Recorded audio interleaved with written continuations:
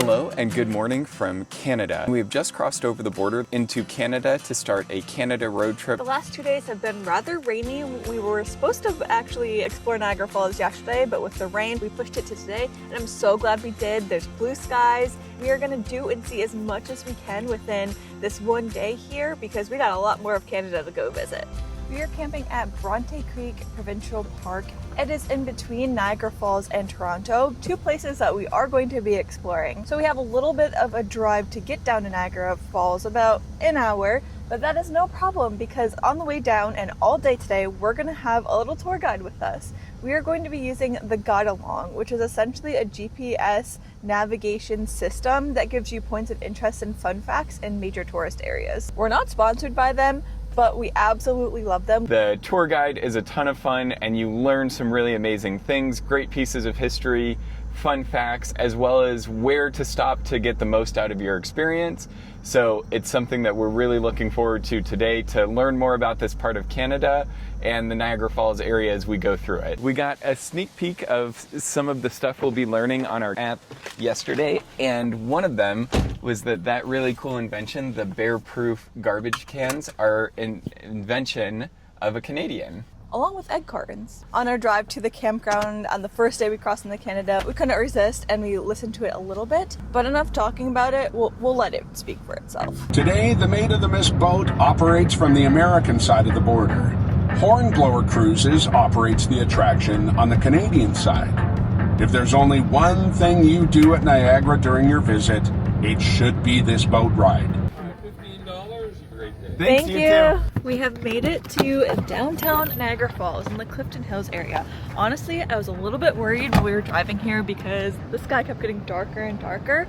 But now that we're here, there is still blue sky. So I still think we made the right decision holding off a day to be able to explore this area because the sun is shining, which is something we can't say happened the last 2 days. Pro tip, park by the dinosaur mini golf because it's $15 for the whole day until 3 a.m. So it's definitely the cheapest parking that we've been able to find here on Clifton Hill. Just as an example, down by the falls, by the Skylon Tower, it was $35 and I think the most was $50. And this puts you in a really great spot to start exploring the Clifton Hill area and not too far of a walk to the falls themselves. Today we are starting with the #1 attraction in the Niagara Falls area, and that is a Hornblower Cruise to the Horseshoe Falls, the base of the falls. For those of you who aren't familiar with Clifton Hill, this area, the most similar thing I think I've ever seen is like Gatlinburg in Tennessee, really close to a natural attraction. Here the Niagara Falls, there it's the Great Smoky Mountains National Park, but it is just tourist overload.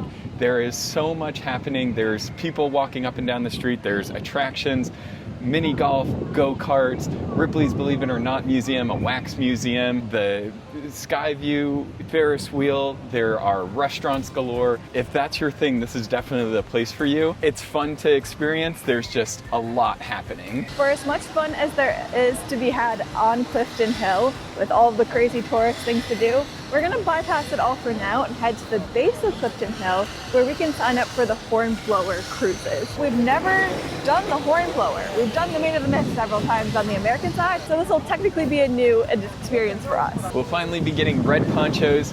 That's one of the distinctions between the Maid of the Mist and the Hornblower is when you go on the Maid of the Mist, you're given a blue rain poncho.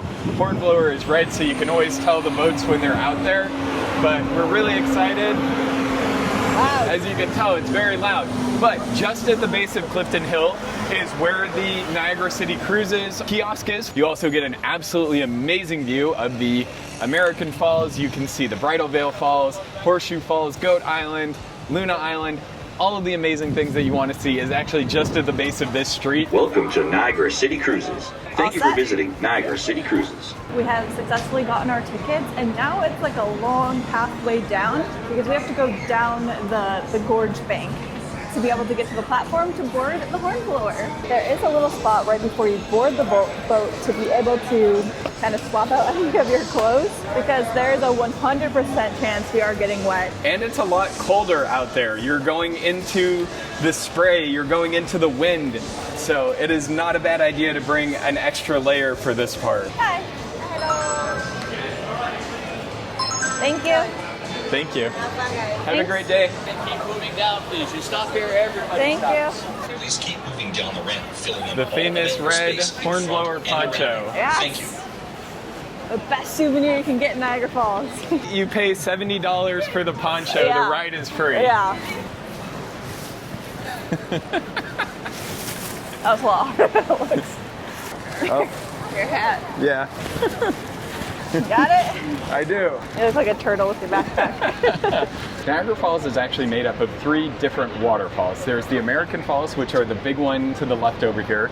There's a small gap in between that and the next set of falls, which is the Bridal Veil Falls. That gap is Luna Island. And then the bigger gap between Bridal Veil Falls and Horseshoe Falls, which is the one we're sailing into, is Goat Island. I guess that's the horn. Yeah. I would say that's the horn blowing. So then you get to Horseshoe Falls, which is the one at the very end. That is what we are going to sail to the base of. That is the one that people go over in the barrels and things like that because Not anymore. I think not anymore. It's now illegal. The falls up to the top is 17 stories high, so that fall from the barrel is pretty treacherous. I think there's been, what, 14 or 15 people that have gone done over. it? Yeah. 9 have lived, 5 have died. But cool fun fact is the first person to have gone over and survived was a woman, so Yeah, a teacher who went over in just a barrel. yeah, you could actually visit her grade on the US side. I was by my side, wouldn't trade you for anything. Middle of the night, laughing till we cry. You know what I'm thinking. So we're now passing Goat Island as we head into the rapids below Horseshoe Falls. This is when the mist really starts to get going, the wind starts to get going, and you get all of the real power of Niagara Falls coming down at you. It's like pouring down the front of my shirt.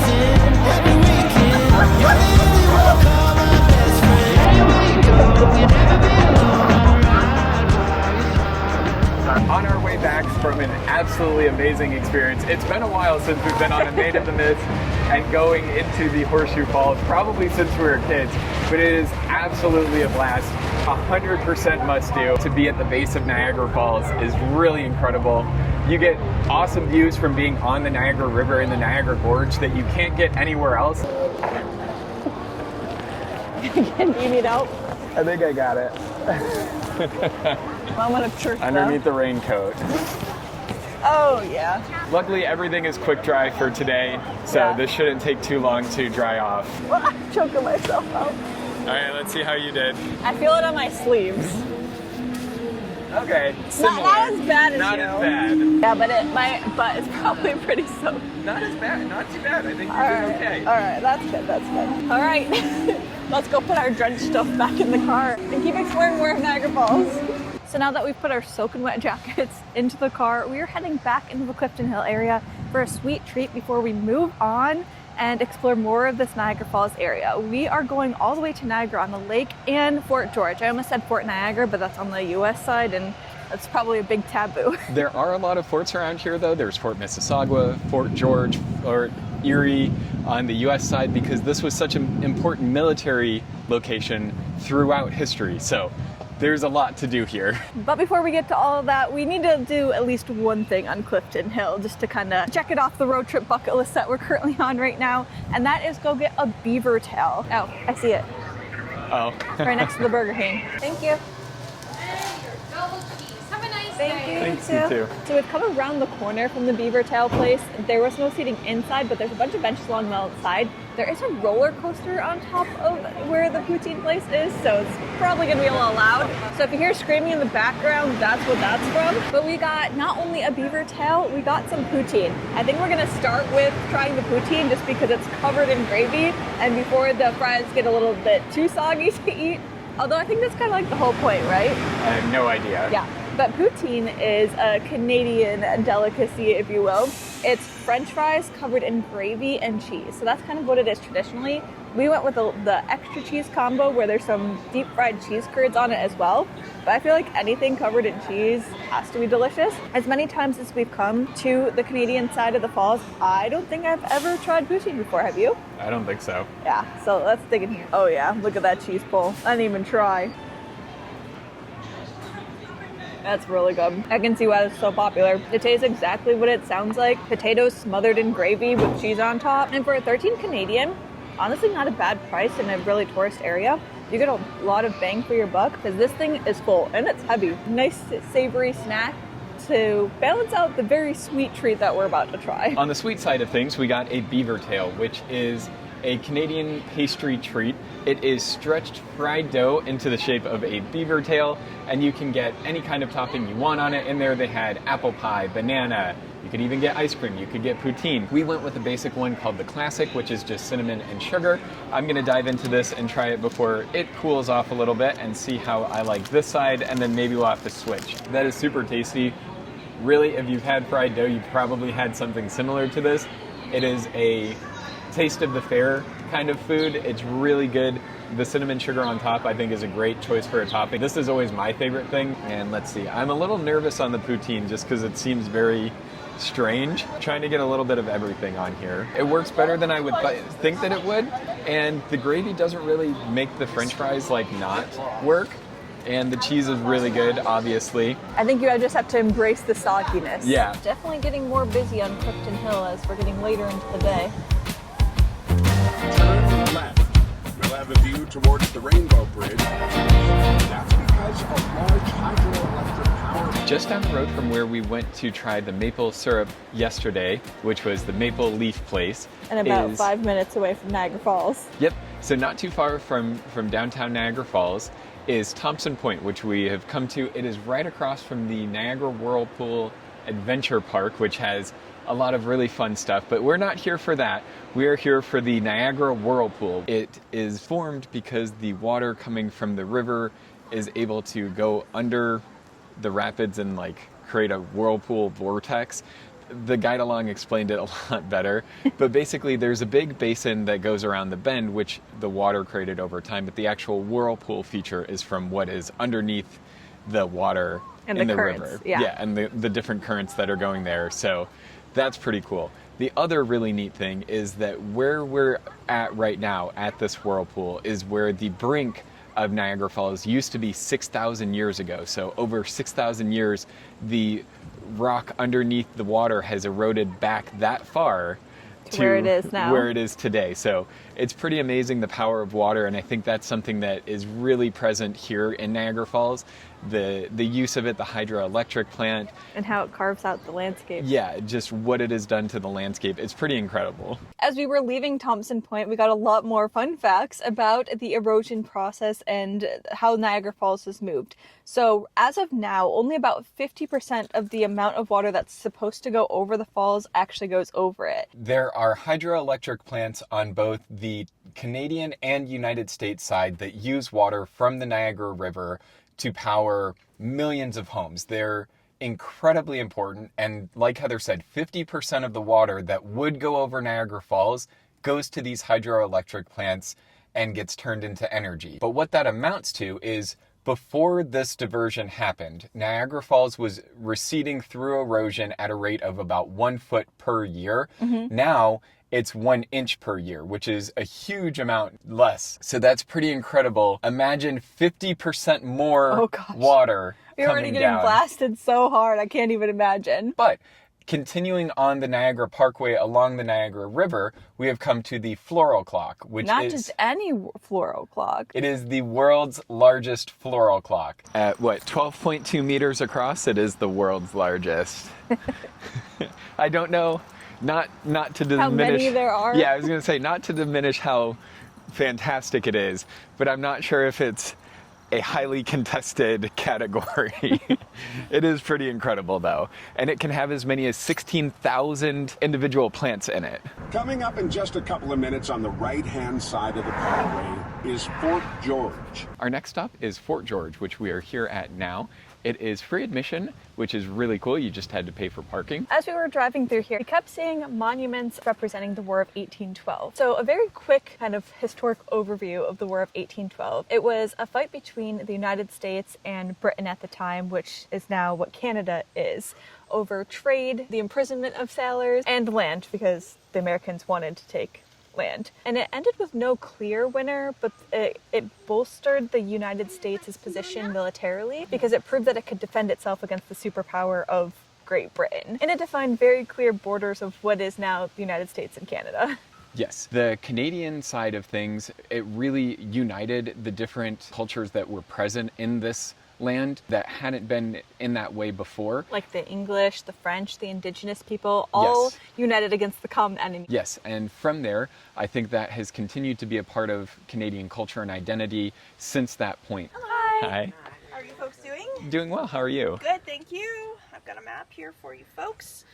We've got a fife and drum demonstration happening in about 15 minutes Oh, awesome. time. Ooh, excellent. That'll be right underneath those trees by the yellow building. And then at 4 o'clock at number 7 on the map there, a musket demonstration. Oh, nice. Very cool. Thank you. You're Appreciate welcome. it. Enjoy. My background coming out of undergrad was anthropology and art history. I really just loved dealing with artifacts and stuff like that, so I wanted to get into archaeology. I was fortunate enough that there was a summer archaeological program that was running at Old Fort Niagara, which is the opposite fort. It's on the US side, on the other side of the Niagara River. And so I spent the summer after I graduated college doing an archaeological dig there, getting to experience daily life at the fort, interacting with the costumed interpreters, learning the history. So it was really cool, and it's awesome to be on this side to see the Canadian and British perspective. You would have had your artillery and cannons aimed across the river at Old Fort Niagara. This is also the burial spot, the original burial spot of Isaac Brock, who was a military hero during this time. He was eventually moved up to where that monument was of Brock in the Quinlan's Heights, I think is the name. Yeah, we drove past it on the way here. It looks like that. Yes, Brock's monument. Well, hello and welcome, folks, to Fort George National Historic Site and to this fife and drum presentation. You are sitting or standing in what was the headquarters for the Centre Division of the British Army here in Upper Canada. Ready? Drum. Beat.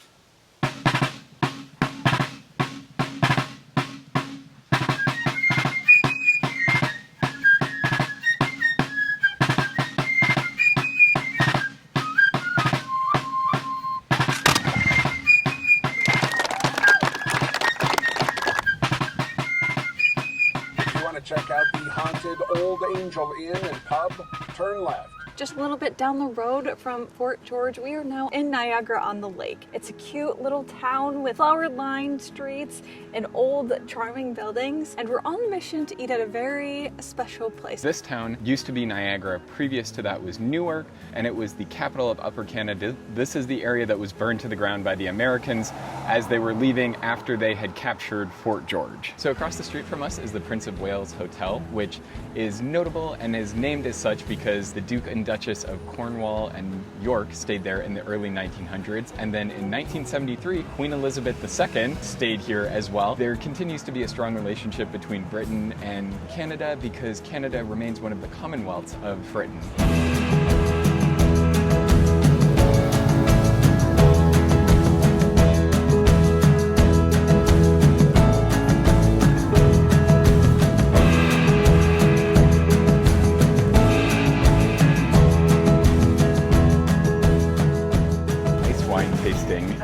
Try some of that while we're here. Yes, because we're in wine country, this is an area that produces, I think, 62% of Canada's wine. There are any number of great wines to try, but something that's really cool is ice wine, which is grapes that had been left on the vine after a freeze and are able to produce a sweeter wine. It tends to be a bit more expensive, but it is a very good wine to try. Just across the street, kind of kitty corner from where we are, is the Old Angel Inn, which is also home to the Old Angel Inn pub. But there is a ghost story there. That is why we want to go visit that place for a nice meal, get our dinner there, and maybe have a haunted experience. It's just off of Queen Street, which is where all those cute little shops are lined up. Shops, bakeries, anything you name it is on Queen Street, but it's just off of it.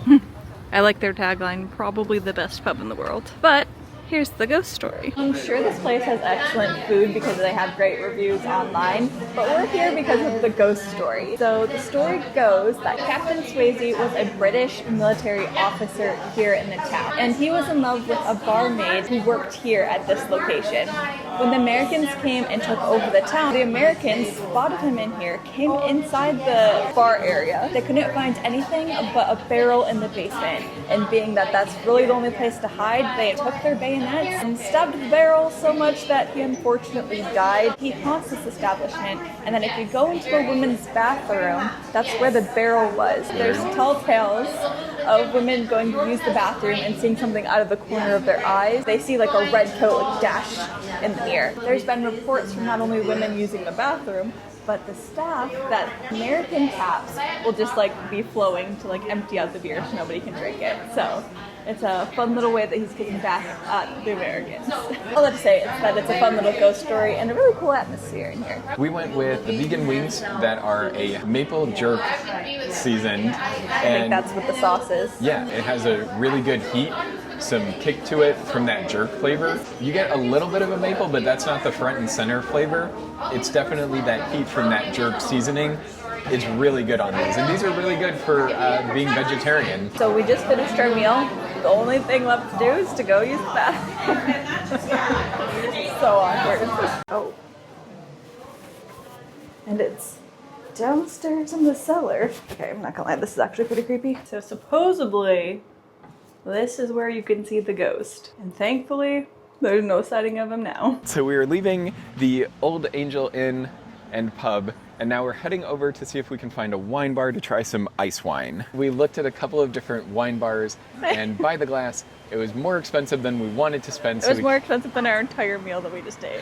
So we came over to one of the liquor stores, and they had ice wine here, so we went with Enniskillen ice wine, which is from Vidal. This was recommended by the people in the shop, so we each got these 50 milliliter single servings of ice wine to try probably when we get back to the campsite tonight.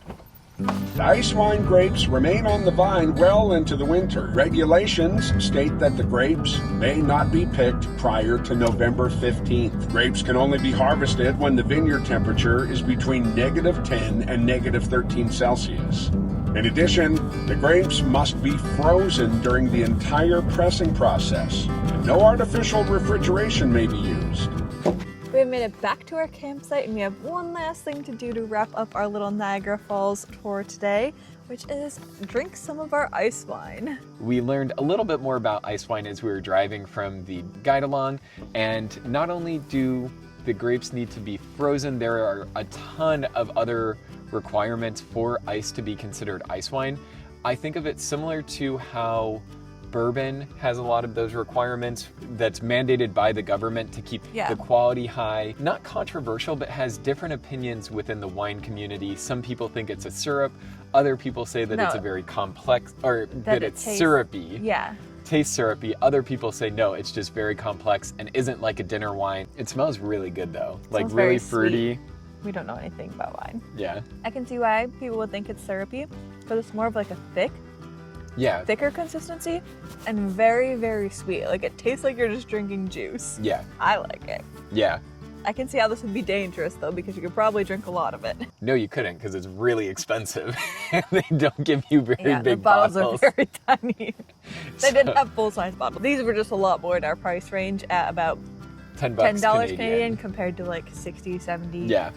Upwards. Well, we're gonna leave you as we finish what is left of our little wine bottles. We had an absolutely amazing time visiting all of the different things in the Niagara Falls area that we've never done before, even though we've lived just across the border most of our lives. So this is starting off really, really well, and I'm super excited for the rest of this Canadian road trip.